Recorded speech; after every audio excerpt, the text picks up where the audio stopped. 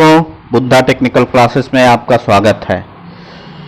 आज हम सब गैस वेल्डिंग इक्विपमेंट्स के बारे में पढ़ेंगे। चलिए जानते हैं कौन कौन से गैस वेल्डिंग में इक्विपमेंट्स का इस्तेमाल होता है, उसका क्या उपयोग है, उसको कैसे हम लोग प्रयोग करते हैं, ये चीज़ें सीखेंगे। तो देखिए, जो सबसे पहले जो इसके उपकरण एवं एसेसरीज हैं, इसमें नंबर 1 हमारा आता है ऑक्सीजन सिलेंडर, नंबर 2 आता है acetylene cylinder, number 3 cylinder manifold, number 4 hydraulic back pressure valve, number 5 flash back arrester, number 6 gas purifier या गैस शुद्धक, नंबर 7 सुरक्षा वाल्व, नंबर 8 दाब रेगुलेटर या गैस रेगुलेटर, नंबर 9 हौज पाइप, नंबर 10 टार्च या blow pipe, number 11 cylinder trolley, number 12 lighter या igniter. ये हमारे gas welding में होने वाले उपकरण हैं। इनको हम लोग क्या, कैसे, कहाँ पर प्रयोग करते हैं उसको समझेंगे। चलिए देखिए, जो नंबर पहला हमारा फर्स्ट आता है वो आता है आपका ऑक्सीजन सिलेंडर। ऑक्सीजन सिलेंडर क्या होता है, क्योंकि हमें गैस वेल्डिंग करते समय दो गैसों की मुख्य रूप से जरूरत होती है, एक आपका ऑक्सीजन और एक एसिटिलीन। तो जो ऑक्सीजन है वो किस में भरा होता है, वो ऑक्सीजन सिलेंडर में भरा होता है। एसिटिलीन किस में भरा होता है, एसिटिलीन सिलेंडर, यानी कि जिसमें ऑक्सीजन भरा होता है जिस पात्र में, उसी को हम लोग ऑक्सीजन सिलेंडर कहते हैं। देखिए, इसका जो प्रेशर है वो कितना होता है, 136 से 132 बार। जो महत्वपूर्ण चीजें हैं इसमें मैं उसी को बताऊंगा, तो ये चीज समझिए। जो इसका प्रेशर होता है वो 136 से 132 बार तक होता है। ऑक्सीजन सिलेंडर में लगभग 40 लीटर ऑक्सीजन भरी होती है। और इसके बाद इसका रंग कैसा होता है, इसका रंग जो है वो काला होता है। जो ऑक्सीजन सिलेंडर का रंग होता है वो काला होता है। इसका हम लोग फिगर देखते हैं। देखिए, हमारा ऑक्सीजन सिलेंडर है, इस पे वाल्व सॉकेट, वाल्व स्पिंडल आदि लगा रहता है और इसका रंग काला होता है। और ये क्या होता है, इस पे जो वाल्व है, इस पे जो चूड़ियां कटी होती हैं, इसके थ्रेड्स, वो कौन सी होती है, राइट हैंड थ्रेड। परीक्षाओं में यही पूछा जाता है और कुछ भी नहीं पूछा जाता। नंबर 1 चीज जो पूछा जाता है आपको परीक्षा के संदर्भ में हम बता दें, इसका पहला चीज पूछा जाएगा कलर। तो कलर क्या होता है, इसका कलर जो है वो ब्लैक यानी कि काला रंग होता है। इसके बाद दूसरा चीज क्या पूछा जाता है, इसका प्रेशर। तो 136 से 172 बार के बीच में ऑप्शन आपको दिया रहेगा, या अक्सर ज्यादातर परीक्षाओं में 150 दिया रहता है, 150 किलोग्राम प्रति सेंटीमीटर स्क्वायर दिया रहेगा। तो आप इसी पर टिक करिएगा। ये चीज जानते रहिए कि इसका प्रेशर कितना होता है। और नंबर 3 चीज पूछता है कि इस पे कौन सा थ्रेड कटा होता है। तो कौन सा थ्रेड कटा होता है, राइट हैंड थ्रेड्स। इस चीज को जानते रहिएगा। बस ये हमारा ऑक्सीजन सिलेंडर में इतना पढ़ना है। चलिए अब एसिटिलीन सिलेंडर के बारे में आपको बता दें। एसिटिलीन सिलेंडर को हम लोग डीए सिलेंडर भी कहते हैं। डीए का फुल फॉर्म क्या होता है, डिजॉल्व्ड एसिटिलीन। इसमें एसीटोन घुले होने के कारण इसलिए इसको डीए सिलेंडर भी कहते हैं। मार्केट में आप जाएंगे तो डीए सिलेंडर से ही नाम से लोग इसको जानते हैं। इसका प्रेशर कितना होता है, इसका जो प्रेशर होता है 15 किलोग्राम प्रति सेंटीमीटर स्क्वायर। देखिए, जो इसका प्रेशर दिया गया है, इसमें पढ़ेंगे इस लाइन को, तो 15 किलोग्राम पर सेंटीमीटर स्क्वायर होता है। ये चीज जानते रहिए। और इसका रंग क्या होता है, इसका रंग रेड या मैरून कलर का होता है। इस पे कौन से थ्रेड्स कटे होते हैं, इस पे जो हमारा है लेफ्ट हैंड थ्रेड्स कटा होता है। इतनी चीजें हमें इसको जानना है। देखिए, ये हमारा है स्टीलिन सिलेंडर। सेफ्टी वाल्व इस पे लगा है, वाल्व स्पिंडल लगा है, सॉकेट लगा है और स्टील का ही बना होता है। इसमें स्टीलिन घुसी होती है, यानी कि इसका प्रेशर कम होता है। इसका प्रेशर 15 किलोग्राम प्रति सेंटीमीटर स्क्वायर है। कलर मैरून होता है। ये चीज जानते रहिए, बहुत ही महत्वपूर्ण है परीक्षा के दृष्टिकोण से। चलिए आगे बढ़ते हैं। ये हमारे पास एक टेबल दिया गया है जो कि सिलेंडरों की कलर कोडिंग और वाल्व जो उसमें लगे रहते हैं उसमें कौन से थ्रेड्स कटे होते हैं इसको आप मोटी मोटा देख लीजिए, क्योंकि जो परीक्षा में सबसे ज्यादा पूछा जाता है वो ऑक्सीजन और एसिटिलीन पूछा जाता है। लेकिन कभी कभी और जो भी ये दिए हैं हाइड्रोजन, नाइट्रोजन, प्रोपेन, आर्गन और कार्बन डाइऑक्साइड जो सिलेंडर होते हैं, इनका भी कलर पूछ लेता है और थ्रेड्स के बारे में पूछ लेता है। तो देखिए ऑक्सीजन का हमने बताया क्या कलर होता है, ब्लैक कलर का रहेगा, तो आप देखते ही पहचान जाएंगे कि वो ऑक्सीजन सिलेंडर होगा। वाल्व चूड़ियां क्या रहती है, राइट थ्रेड यानी दाहिनी ओर। एसिटिलीन सिलेंडर है तो उसका क्या है, मैरून, और चूड़ियां क्या कटी होती हैं, बाईं ओर। हाइड्रोजन है तो लाल होता है, चूड़ियां क्या कटी हैं, बाईं ओर। नाइट्रोजन क्या होता है, धूसर यानी ग्रे कलर का थोड़ा होता है, काली ग्रीवा सहित होता है, तो राइट हैंड थ्रेड्स कटी होती है। प्रोपेन का लाल होता है, बाईं ओर थ्रेड्स कटी होती है। आर्गन का नीला होता है, राइट हैंड थ्रेड्स कटी होती है। कार्बन डाइऑक्साइड का ब्लैक कलर होता है, तो ये राइट हैंड थ्रेड्स कटी होती है। यानी कि देखिए मुख्य रूप से जो हमारा है ऑक्सीजन और कार्बन डाइऑक्साइड सिलेंडर वो काला रंग का होता है, बाकी सब अलग अलग रंग के होते हैं। तो आप जान जाइए कि यानी जो ज्वलनशील गैस है, मुख्य रूप से ये आप समझिए कि जो ज्वलनशील गैस है उसका रंग लाल है या तो मैरून है। इतनी बातें आपके दिमाग में रहेगा तो कोई भी ऑप्शन आएगा उसको आप बड़े इजीली सॉल्व कर सकेंगे। और ज्वलनशील पे बाईं ओर यानी लेफ्ट हैंड थ्रेड्स कटे होते हैं, ये चीज भी जानते रहिएगा कि जो ज्वलनशील गैस है उस पे लेफ्ट हैंड थ्रेड्स, और जो वैसे है यानी कि अज्वलनशील है उस पे राइट हैंड थ्रेड्स कटे होते हैं। चलिए आगे बढ़ते हैं। देखिए एसिटिलीन सिलेंडर जो है ये काफी ज्वलनशील होता है, तो इसके कुछ सेफ्टी रूल्स हैं। कौन कौन से सेफ्टी रूल्स हैं, देखिए एसिटिलीन सिलेंडर को कभी लिटाकर प्रयोग नहीं करना चाहिए। सिलेंडर को थोड़ी दूर खिसकाना हो तो थोड़ा तिरछा करके आधार घुमाते हुए चलाना चाहिए, और अधिक दूरी वो करने के लिए ट्राली का हमेशा इस्तेमाल करना चाहिए। सिलेंडर से कभी भी छेड़छाड़ एक तरह से नहीं करना चाहिए। सिलेंडर को उठाते समय वाल्व की टोपी से पकड़कर नहीं उठाना चाहिए। यदि वाल्व की टोपी से पकड़ के उठाएंगे तो लोड उसी पर रहेगा तो टूटने का भय रहता है। और सिलेंडर को कभी भी धरती पर लिटाकर रोल नहीं करके ले जाना चाहिए। सिलेंडर को कभी भी गर्मी के स्थान पर नहीं रखना चाहिए, और सिलेंडर को आपस में या अन्य वस्तुओं के साथ टकराने नहीं देना चाहिए। सिलेंडर के लीक होने पर उसे अन्य सिलेंडरों से अलग कर देना चाहिए तथा तब सप्लायर को तुरंत सूचना देनी चाहिए। सिलेंडर वाल्व को बंद या खोलने के लिए हमेशा रिंच का इस्तेमाल करना चाहिए, कभी हथौड़ा का नहीं किया जाना चाहिए, क्योंकि वो टूटने का भय हो सकता है उसका जो वाल्व है। सिलेंडर बच्चों की पहुंच के दूर होना चाहिए। सिलेंडर वाल्व का संलेहन ग्लिसरीन या साबुन के द्वार पर करना चाहिए।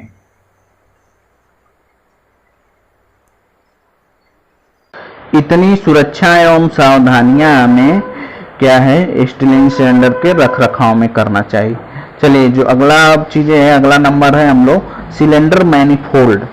सिलेंडर मैनिफोल्ड क्या होता है, इसकी क्या जरूरत होती है इंडस्ट्री में, हम आपको बताते हैं। देखिए सिलेंडर मैनिफोल्ड का मतलब क्या होता है, जब कोई इंडस्ट्री है वहां पर मान लीजिए कि बहुत ज्यादा वर्क हो रहे हैं और बहुत अधिक गैस की आवश्यकता हो रही है, तो मान लीजिए हम लोग तो सिंगल सिलेंडर से काम वहां पर चल नहीं पाएगा, तो बार बार हमें सिलेंडर बदलना पड़ेगा, तो उसमें आपका समय बर्बाद होगा। तो इसलिए क्या किया जाता है कि एक सिलेंडर्स की लाइन बना दी जाती है, यानी कि कई ऑक्सीजन सिलेंडर को एक साथ जोड़ दिया जाता है ताकि सप्लाई एकदम लगातार होती रहे, वर्क हमेशा चलता रहे। और एसिटिलीन सिलेंडर को भी हम लोग क्या करते हैं कि कई सिलेंडर को एक साथ जोड़ देते हैं और निर्बाध आपूर्ति होती रहे, बिना बाधा के वहां पे हमें उपलब्ध होता रहे गैस। तो उसी को हम लोग सिलेंडर मैनिफोल्ड कहते हैं। तो देखिए दो टाइप के होते हैं, पोर्टेबल सिलेंडर मैनिफोल्ड और परमानेंट सिलेंडर मैनिफोल्ड। तो पोर्टेबल सिलेंडर मैनिफोल्ड में क्या होता है, इसमें पोर्टेबल सिलेंडर मैनिफोल्ड में हम लोग क्या कर सकते हैं, जो हम बनाए हैं मैनिफोल्ड 3, 4, 5, 6, 10, 8 सिलेंडरों का जो बनाए हैं कि ऑक्सीजन सिलेंडर एक जगह, एसिटिलीन सिलेंडर एक जगह, तो उनको हम लोग क्या कर देते हैं कि इसको एक जगह से दूसरे जगह तक उठा के ले जा सकते हैं, इसलिए इसका नाम पोर्टेबल सिलेंडर मैनिफोल्ड कर दिया गया है।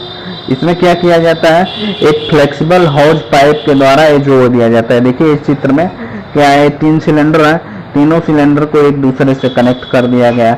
इसको एक जगह से दूसरी जगह हम लोग जहाँ पे जरूरत होती है तो इसको उठा के ट्रॉली में अपना करके लेके चले जाते हैं। तो इसमें ऑक्सीजन सिलेंडर एक साइड रख देते हैं, स्टील सिलेंडर दूसरे साइड, दोनों को पोर्टेबल होता है, अपने आवश्यकता अनुसार हम लोग इसको वहां ले जाके रख सकते हैं। चलिए इसी तरह देखिए परमानेंट सिलेंडर मैनिफोल्ड में क्या होता है, इस सिलेंडर में एक अस्थायी धात्विक पाइपलाइन से जोड़ा जाता है। इसको एक अलग अलग कमरे बने होते हैं इंडस्ट्री में, तो वहां पे क्या करते हैं, एक आपका स्टीलिन सिलेंडर का चैम्बर हो जाएगा और एक ऑक्सीजन सिलेंडर का। तो उसमें देखिए यहाँ पे ऑक्सीजन मैनिफोल्ड है और स्टीलिन मैनिफोल्ड है। तो इन दोनों को क्या किया गया है, एक धात्विक लाइन से इसको हम लोग धातु से जोड़े गए हैं। जो पाइप है वो धात्विक लाइन से गुजरती है। तो ये चीज जानते रहिए, स्टीलिन के लिए स्टील की पाइपलाइन तथा ऑक्सीजन के लिए तांबे की पाइपलाइन का इस्तेमाल करते हैं। ये कई बार परीक्षाओं में पूछा गया है, तो इसको आप लोग नोट कर लीजिए कि ऑक्सीजन के लिए किसका इस्तेमाल किया जाता है, तांबे की पाइपलाइन, तथा स्टीलिन के लिए स्टील की पाइपलाइन को इस्तेमाल करते हैं। ये बहुत ही महत्वपूर्ण है। इसमें जैसे मान लीजिए ऑक्सीजन मैनिफोल्ड है, तो इसमें हम लोग क्या करेंगे, तांबे की पाइपलाइन से गुजर के जाएगी। वही स्टीलिन है तो वो स्टील की पाइपलाइन से होके ये जाती है। दोनों एक जगह अपना जहां हमें वेल्डिंग करना होता है वहां पे निर्बाध आपूर्ति करते रहते हैं। चलिए आगे बढ़ते हैं। अगला हम लोग चलते हैं हाइड्रोलिक बैक प्रेशर वाल्व। ये क्या होता है, हाइड्रोलिक बैक प्रेशर वाल्व का मतलब कि जो स्टीलिन जनरेटर होता है हमारा, उसमें बैक फायर जब होता है कभी, तो पाइप के माध्यम से आग क्या है जनरेटर में ना चली जाए, जहाँ पे हमारा स्टीलिन जनरेट हो रहा है, तो उससे सुरक्षा प्रदान करने के लिए हम लोग हाइड्रोलिक बैक प्रेशर वाल्व का इस्तेमाल करते हैं। देखिए ये क्या किया जाता है, स्टीलिन की सप्लाई लाइन में फिट कर दिया जाता है, जिससे बैक फायर से सुरक्षा प्रदान करना होता है। देखिए इसमें एक पूरा स्ट्रक्चर होता है, इसको अभी दिखा रहे हैं फिगर से। इस चित्र को देखिए आप, देखिए हमारा क्या है, हाइड्रोलिक बैक प्रेशर वाल्व है। तो इसमें एक फनल लगा है, तो एक वाटर लेवल हम लोग यहाँ तक एक मेंटेन किए रहते हैं, और इसको स्टीलिन को क्या है, इसे पाइप को इसी से कनेक्ट कर देते हैं। कभी सपोज दैट बैक फायर होता है तो क्या होता है, ये पाइप उसके आग जो है ये पानी के माध्यम से होते हैं, यहाँ तक इसमें पानी में आ जाएगा तो आग बुझ जाएगी और हमारा जनरेटर जो है वो बच जाएगा। इसलिए इसका हाइड्रोलिक बैक प्रेशर वाल्व का हम लोग इस्तेमाल करते हैं। चलिए आगे बढ़ते हैं। Flash back arrester, flash back arrester का भी काम का होता है। इसका भी वही है कि जो बैक फायर यदि होता है हमारे कभी टार्च ब्लो के साथ जब हम लोग वेल्डिंग करते हैं, तो वो भी इसी की तरह सुरक्षा प्रदान करता है। ये हाइड्रोलिक बैक प्रेशर वाल्व का ही एक तरह से दूसरा रूप है। इसमें देखिए, इसमें क्या होता है, इसमें देखिए जब आग जो है पाइप के अंदर का चली जाएगी तो पाइप के अंदर का प्रेशर बढ़ जाता है। जब पाइप के अंदर का प्रेशर बढ़ जाएगा तो जो ये वाटर लेवल है ये घट जाता है। जब ये देखिए, जब वाटर लेवल घट जाता है तो गैस तथा ज्वाला पोरिंग पाइप से बाहर निकल जाती है। देखिए ये कोई पोरिंग पाइप है, इससे गैस तथा ज्वाला ये बाहर निकल जाती है और इससे हमको क्या होता है, आपका जनरेटर में आग लगने से बच जाता है। तो इसका देखिए कुछ पॉइंट्स हैं, इसको हमें ध्यान में रखकर कार्य करना चाहिए। एक वाटर सील के साथ केवल एक ही ब्लो पाइप जुड़ा होना चाहिए। ये चीज़ आपको ध्यान रहे कि एक वाटर सील के साथ केवल एक ही ब्लो पाइप जुड़ा। जब भी फ्लैश बैक हो तो पानी के तल की जांच अवश्य कर लेनी चाहिए।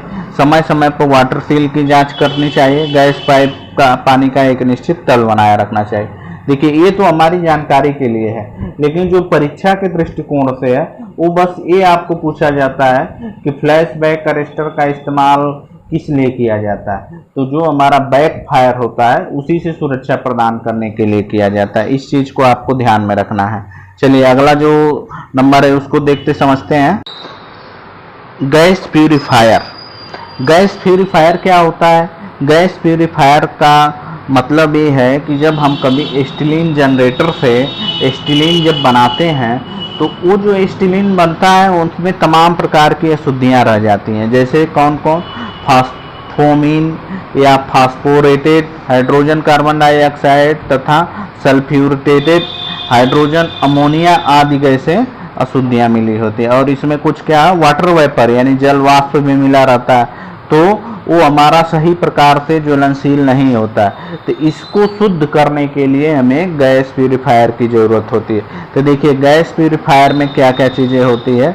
इसमें प्रवेश, देखिए जब इसमें एक प्रवेश टोटी नीचे तथा एक निकास टोटी ऊपरी भाग में लगी होती है। देखिए इसका स्ट्रक्चर, एक इनलेट है, एक आउटलेट वाल्व है, और इसी से हमारा ये प्यूरीफाइंग होके जाएगा। और देखिए क्या होता है, दूसरे भाग में प्यूमिक स्टोन के टुकड़े या कैल्शियम क्लोराइड होता है। ये देखिए इसमें जो दूसरा भाग है इसमें क्या है? प्यूमिक स्टोन है या कैल्शियम क्लोराइड इसमें भरते हैं। अब फिर इसके देखिए तीसरे भाग में ब्लीचिंग पाउडर भरा रहता है जो स्टीलिन में मिली अन्य अशुद्धियों को अपने अंदर सोख लेता है। चौथे भाग में ग्लास वूल भरी होती है जो धूल कणों या चूने के परत गैस के साथ जाने से रोकती है। गैस प्यूरीफायर में कभी कभी लकड़ी या बुरादा या पहले से तैयार शुद्धक कंपाउंड का भी प्रयोग किया जाता है। इन अशुद्धियों के कारण वेल्डिंग में पोरोसिटी ब्लो होल्स आते हैं तथा ज्वाला का तापक्रम बनता है। तो यदि ये प्यूरीफायर होकर पूरा हमारा गैस जाएगा तो वो सही ढंग से जलेगा और जो वेल्डिंग डिफेक्ट्स हैं, पोरोसिटी है, ब्लो होल्स है, ये तमाम तरह के चीज़ें नहीं आती हैं। तो इसको जानते रहिए। चलिए अगला नंबर जो है सेफ्टी वाल्व। सेफ्टी वाल्व क्या होता है? स्टीलिन जनरेटर में इसका इस्तेमाल किया जाता है। क्यों? क्योंकि कभी कभी क्या होता है, स्टीलिन जनरेटर में मान लीजिए कभी गैस बहुत ज़्यादा बन गई या किसी कारण से गैस का प्रेशर जो है वो अधिक हो गया, तो क्या होगा? सेफ्टी वाल्व रहेगा तो वो हमारा क्या होगा? वो सेफ्टी वाल्व खुल जाएगा और वहाँ से गैस वायुमंडल में लीकेज हो जाएगी और ब्लास्ट होने से बच जाएगा। जो खतरा है उससे हम लोग बचा जा सकता है। तो देखिए मध्यम दाब तथा स्टीलिन जनरेटर में या उच्च दाब स्टीलिन जनरेटर के जो गैस स्टोरेज में ये लगाए जाते हैं। इसका चलिए फिगर देखते हैं। देखिए इसमें एक स्प्रिंग ऐसे लगा रहता है, ये लीवर टाइप का रहता है, ये अटैच रहता है। कभी ये प्रेशर ज़्यादा होगा तो यहाँ पे खुल जाएगा और गैस जो हमारा है वो वायुमंडल में चली जाएगी। तो ये सुरक्षा प्रदान करता है। चलिए अगला चीज़ अब चलते हैं, प्रेशर रेगुलेटर यानी दाब रेगुलेटर क्या होता है। तो देखिए जो दाब रेगुलेटर है मुख्य रूप से दो प्रकार के होते हैं, या ऑक्सीजन प्रेशर रेगुलेटर और स्टीलिन प्रेशर रेगुलेटर। तो ये ऑक्सीजन प्रेशर रेगुलेटर जो है वो ऑक्सीजन सिलेंडर के लिए इस्तेमाल होता है। इसका रंग क्या होता है? इसका रंग काला होता है क्योंकि ऑक्सीजन सिलेंडर का रंग काला होता है।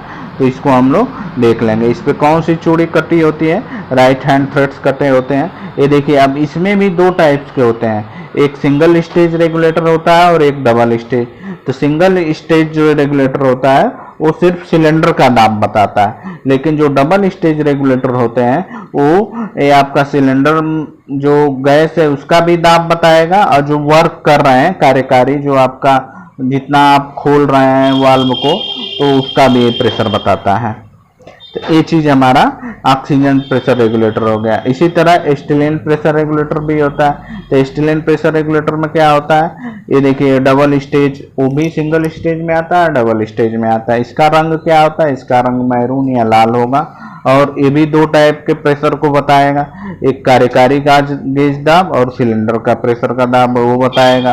ठीक, इस पे लेफ्ट हैंड थ्रेड्स कटे होते हैं। इतना चीजें बहुत ही महत्वपूर्ण है रेगुलेटर का। ये देखिए प्रेशर रेगुलेटर्स के कार्य क्या है? सिलेंडर में गैस का दाब उसके कार्य दाब से बहुत अधिक होता है, तो रेगुलेटर उसे आवश्यक दाब तक कम करके सप्लाई करता है, यानी कि जितना ज़रूरत होती है उतने वो सप्लाई देता है। और गैस कम आने पर उसका दाब घटता रहता है और तथा इस कारण बाहर जाने वाली गैस का दाब भी घटेगा, तो ये उसे नियंत्रित करके समान दाब पर सप्लाई देता है। रेगुलेटर के द्वारा हम आवश्यकता अनुसार किसी भी दाब पर गैस की सप्लाई प्राप्त कर सकते हैं। रेगुलेटर में लगे दाब गेज सिलेंडर तथा वर्किंग गैस का दाब दर्शाते जिससे हमें पता चलता है कि सिलेंडर में कितनी गैस है, और जो हम कार्यकारी कर रहे हैं, जो वर्किंग गेज है वो यानी वर्किंग के समय जो प्रेशर है वो भी ये बताता रहेगा। चलिए, हौज पाइप क्या होता है इसके बारे में हम लोग समझते हैं। ये ऑक्सीजन तथा एस्टिलीन गैस को वेल्डिंग टार्च या ब्लो पाइप तक पहुंचाने के लिए जिस चीज का इस्तेमाल होता है उसी को हम लोग हौज पाइप कहते हैं। एक इसका बना होता है, रबड़ का बना होता है, और इनको रीइंफोर्स करके यानी कि प्रेशर को सहने योग्य बनाया जाता है। ये हरे या काले रंग की होती हैं। तो देखिए, हरे या काले रंग की जो पाइप होती है वो ऑक्सीजन के लिए प्रयोग होती है, और मैरून कलर की जो पाइप होती है वो आपका एस्टिलीन के लिए इस्तेमाल किया जाता है। देखिए, हौज पाइप को जो निप्पल होता है सिलेंडर का उस पर चढ़ाकर प्लेन नट के द्वारा कस दिया जाता है और रेगुलेटर में फिट कर दिया जाता है। इस चित्र की सहायता से देखिए समझिए कि एक ऑक्सीजन सिलेंडर है और एक एस्टिलीन सिलेंडर है। तो इसमें देखिए हमारा ब्लो पाइप है, या इसको वेल्डिंग टार्च भी कहा जाता है। तो इसमें देखिए जो हौज पाइप की सहायता से कनेक्टेड हुआ है, और इसमें देखिए नट लगे हैं। तो इस पे वो निप्पल रहता है, उस पे इसको चढ़ा के इसके बाद एक क्लिप के द्वारा हम लोग इसको टाइट कर देते हैं। और देखिए इसमें जो हौज पाइप है वो 5 मीटर से 20 मीटर तक लंबी होनी चाहिए, क्योंकि जो हमारा सिलेंडर है जहां वेल्डिंग हम लोग कर रहे हैं, जहां फ्लेम ज्वाला बन रही है ब्लो पाइप से, तो इतनी दूरी पर रहनी चाहिए, क्योंकि जो सिलेंडर है उसको दूर दूर हम लोग रखते हैं ताकि आग लगने का डर ना रहे। एस्टिलीन सिलेंडर और ऑक्सीजन सिलेंडर की भी दूरी रखी जाती है, और यदि दूर नहीं रहेगा तो आग का होगा, आग आपका सिलेंडर में पकड़ने का भय रहता है। तो ये चीज़ ध्यान में रखना चाहिए कि कभी सिलेंडर को सटा के नहीं रखना चाहिए जहाँ पे वेल्डिंग हो रहा है, यानी वेल्डिंग बूथ से दूर होना चाहिए। इसीलिए जो पाइप है वो 5 से 20 मीटर तक न्यूनतम होनी चाहिए ये लंबा। चलिए आगे पढ़ते हैं। वेल्डिंग टार्च या ब्लो पाइप। वेल्डिंग टार्च या ब्लो पाइप क्या होता है? देखिए हमारा वेल्डिंग टार्च दिया है, ब्लो पाइप, इसमें क्या होता है? देखिए 2 बने होते हैं, 2 पॉइंट होते हैं जिसमें से एक ऑक्सीजन और एक एस्टिलीन गैस प्रवेश करती है, और ये आपका मिक्सिंग चैम्बर में जाता है। मिक्सिंग चैम्बर में दोनों अच्छे तरीके से मिक्स होके, ये देखिए ये इसके बाद ये नोजल के साथ जो नेक पाइप है इसके माध्यम से यहाँ पे नोजल से निकलता है। जो यहाँ पे हमें टिप लगा रहता है वो भी आगे आएगा। टिप वाले भाग को हम लोग नोजल कहते हैं। तो ये अलग अलग साइज में अलग अलग नंबर में होता है, तो इसको पढ़ेंगे तब वो चीज़ें क्लियर हो जाएगी। तो इसमें मुख्य रूप से देखिए क्या चीज़ें हैं, एक ऑक्सीजन इसमें गैस आती है और एक एस्टिलीन गैस आती है।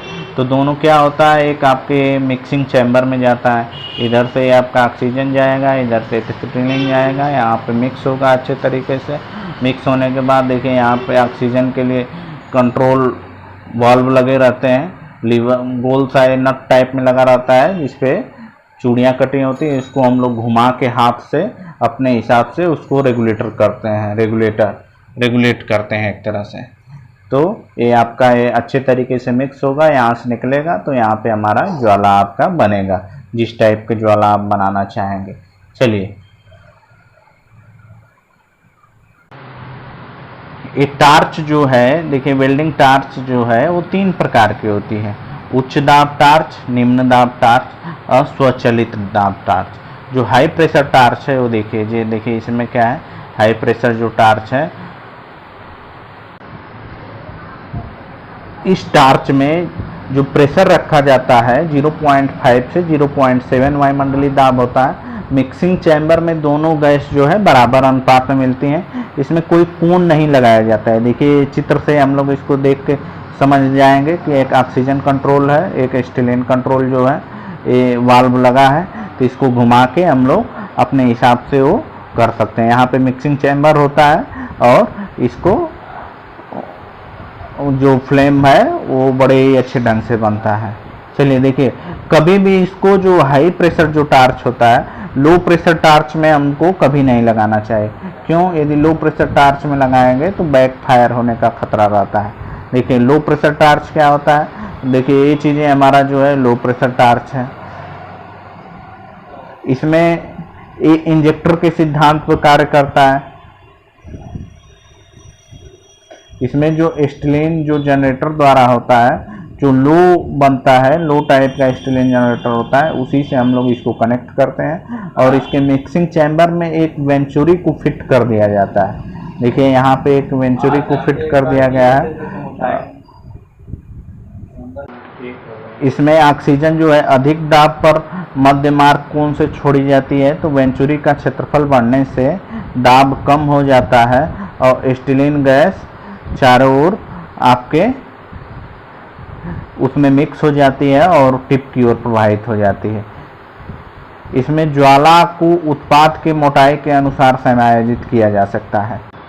अगला जो है वो ऑटोमेटिक प्रेशर टार्च है। ऑटोमेटिक प्रेशर टार्च में क्या होता है कि इसमें हम लोग ऑक्सीजन तथा स्टील पहले से निर्धारित अनुपात में मिलती हैं और इसको आवश्यकता अनुसार परिवर्तित नहीं किया जा सकता है, या इसमें सदैव एक ही प्रकार का ज्वाला बनती है। इसका उपयोग स्वचालित वेल्डिंग में किया जाता है। देखिए इसमें एक आर्फिस लगा रहता है, तो उसकी सहायता से इसका वो फिक्स कर दिया जाता है कि इतना ऑक्सीजन आएगा, इसमें इतना स्टीलिन आएगा। तो ये चीज़ें हमारा ऑटोमेटिक वो वेल्डिंग जहाँ होती है वहाँ पे हम लोग इस्तेमाल इसका करते हैं। चलिए अब अगला चीज़ हम पढ़ते हैं, वेल्डिंग टार्च टिप का साइज। वेल्डिंग टार्च टिप का साइज का तात्पर्य है कि जो ये हम लोग वेल्डिंग टार्च है वहाँ पे टिप जो लगाते हैं वो कई नंबरों में होते हैं, 1 2 3 4 5 6 7 ऐसे नंबर्स होते हैं। तो उनकी सहायता से हम लोग क्या करते हैं कि जितने मोटा प्लेट को जोड़ना होता है उतनी ही मोटी ज्वाला को हम लोग वो बनाते हैं। ये टिप जो है पीतल अथवा तांबे की बनाई जाती है। अच्छी ऊष्मा सुचालक होने के कारण ये जल्दी ख़राब नहीं होती और इनको नंबर से इंडिकेट करते हैं। चलिए आगे इसको चित्र को देखते हैं। देखिए हमारा ये टिप है और अलग अलग प्लेटों की मोटाई के लिए अलग अलग नंबर का टिप या नाजल को हम लेते हैं और उसमें गैस का जो कंजम्पशन है और इस टेबल के देखेंगे तो आपको इजीली सॉल्व कर सकते हैं इसको। देखिए जो ये टिप है नाजल का नंबर है 1 नंबर है, तो इसको 0.8 mm की मोटाई के प्लेटों को जोड़ने के लिए है। गैस कितना खपत होगी, 29 लीटर प्रति घंटा खत्म होगी। तो और 2 नंबर की नाजल लगाएंगे तो ये 0.8 से 1.2 तक, 3 1.2 से 1.6 तक, 5 1.6 से 2.4 तक, ऐसे हमारा आते हैं 1 2 3 5 7 10 13 18। ये जो नंबर दिया है इसी साइज के नंबर के टिप मिलेंगे और इसके अतिरिक्त कोई भी नंबर का वो नहीं मिलेगा। तो देखिए ये जो टिप में फायर होने का कभी कभी खतरा होता है, तो टिप को साफ करने के लिए ये टिप क्लीनर का इस्तेमाल किया जाता है। एक ये देखिए सुई की तरह होता है, तार की तरह होता है। तो इसको हम लोग क्या करते हैं, वो टिप में उसके अंदर होल को इसको इसके अंदर घुसा के उसको साफ करते हैं। तो इसको हम लोग टिप क्लीनर कहते हैं। ये चीज़ जानते रहिए। अगला जो है लाइटर या इग्नाइटर। लाइटर या इग्निटर। लाइटर का काम क्या होता है, जब भी हमें कभी जब गैस निकलती है पहले सबसे पहले हम लोग क्या करते हैं कि स्टीलिन को खोलते हैं। स्टीलिन वाल्व को खोलने के बाद जब स्टीलिन धीरे धीरे हमारा निकलेगा तो अब हम लोग ज्वाला बनाते हैं। तो लाइटर को जलाएंगे, कभी भी माचिस से नहीं है वो आग लगाना चाहिए, या यदि माचिस से वो करना है तो माचिस को किसी सुतली या कपड़ा को जला करके तब इसके बाद यहाँ पे स्टीलिन वाल्व को खोलना चाहिए, या लाइटर का ज़्यादातर इस्तेमाल लाइटर का वो करना चाहिए, ताकि यदि माचिस से यदि आप कभी जलाएंगे तो हाथ जलने का खतरा रहता है। लाइटर से जलाने पे ऐसा नहीं रहेगा। तो देखिए इसमें एक रेतुनुमा सतह पर एक फ्लिंट पत्थर होता है जिसमें इसको रगड़ते हैं हम लोग। इस पे जब इसको दबा के रगड़ेंगे तो चिंगारी उत्पन्न होती है, तो यहाँ पे हमारा फ्लेम बनना चालू होता है। अगला जो है वो सिलेंडर ट्राली।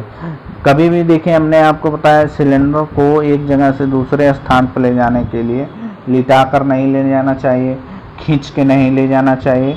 क्या करना चाहिए, सिलेंडर ट्राली का इस्तेमाल होना चाहिए। और जब भी कार्य हो जाए तो उसको सिलेंडर को सिलेंडर ट्राली में रख के चैन से बांध देना चाहिए, और ताकि इसको एक दूसरे स्थान पर लेके जा सकें, और ये चैन से बांधने से वो कभी गिरेगा नहीं, और क्या है, इंडस्ट्री में किसी प्रकार की दुर्घटना का भय नहीं रहेगा। तो ये देख लीजिए सिलेंडर ट्राली, इसमें सिलेंडर को रख के एक जगह से दूसरे स्थान पर हम लोग इजीली इसको ले जा सकते हैं। चलिए, सभी छात्रों से निवेदन है कि इस वीडियो को देखिए, शेयर और लाइक करिए। आपका दिन शुभ रहे। धन्यवाद।